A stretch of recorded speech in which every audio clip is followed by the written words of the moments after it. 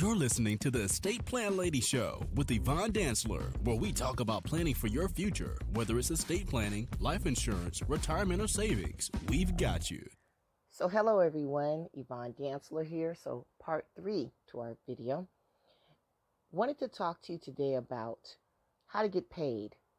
That is a major part of whatever you do. And so in part 1, I gave you some sample ideas of sample businesses you can do. In part 2, I talked about more of marketing, how to market yourself for free when people are in front of you, where to go to place your advertisements at your business cards, your postcards, your flyers. But this part 3 is going to talk more about how to get paid. So I want to backtrack. So I did tell you in video 1 that, or part 1, that in places like Fiverr, in places like Facebook Marketplace, in places like, that's all I can think of right now. But those particular places, when you sell on their platform, you get paid through their platform. But that's for one thing. Now, the other thing is, what if you are face-to-face with somebody? For example, we'll use that shampoo carpet cleaning business. You go to somebody's place. You're going to want to get paid. How do you get paid? How do you set your prices? Well, the best way to set prices is to see how other people are setting their prices. I don't necessarily like to call other people competitors because there's enough business out there for everyone.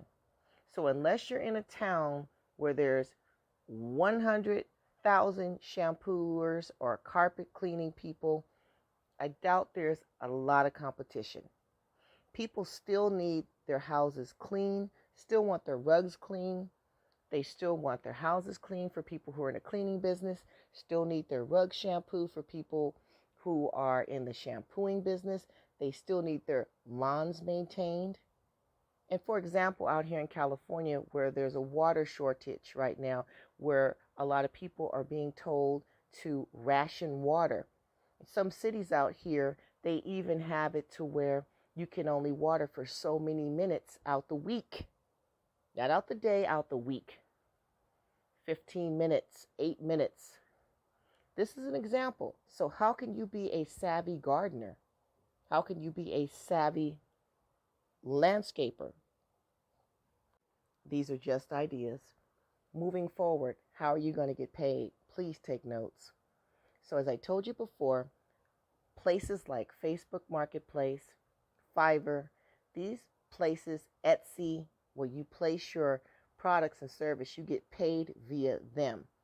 They get paid. A person goes onto their site, they see your product or service, and they purchase it from them. And these places take their money out first, and then they pay you minus their fees.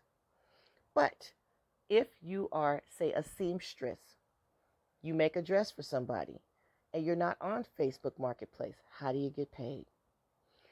So to start off with, you can either do still the good old-fashioned cash method, or you can actually do a Cash App. You can do Venmo. You can do PayPal. They have all kind of ways for you still to get paid.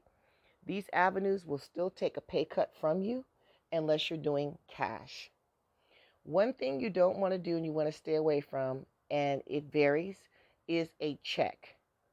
If a person pays you by a check, that's up to you. You know, if you trust that person, go ahead and go for it. But cash is king always. But if not, you have to get in front of that person. These are some of the avenues: Venmo, Zelle, Cash App. Just giving you a couple of ideas. And cash.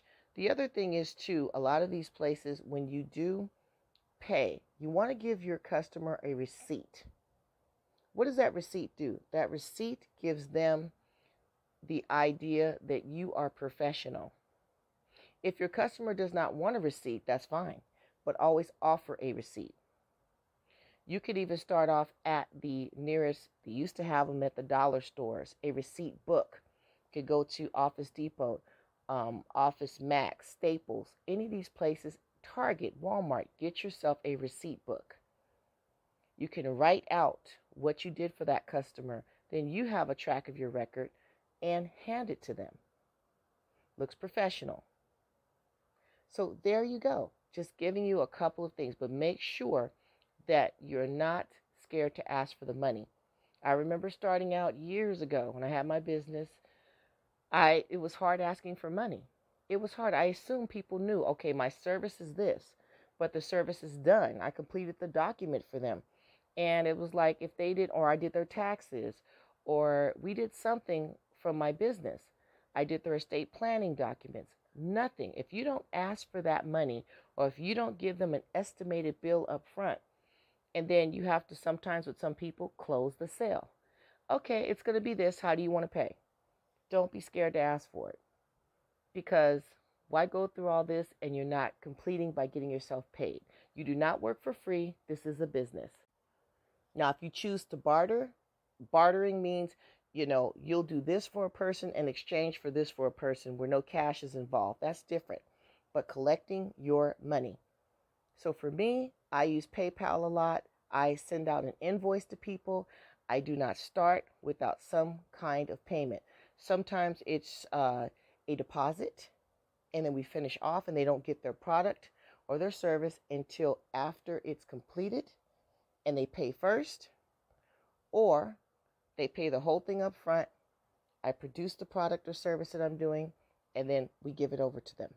So keep that in mind too. Don't be afraid to ask for that payment. It happens. A lot of us, we have that very loving, generous spirit, but at the end of the day, we have to eat.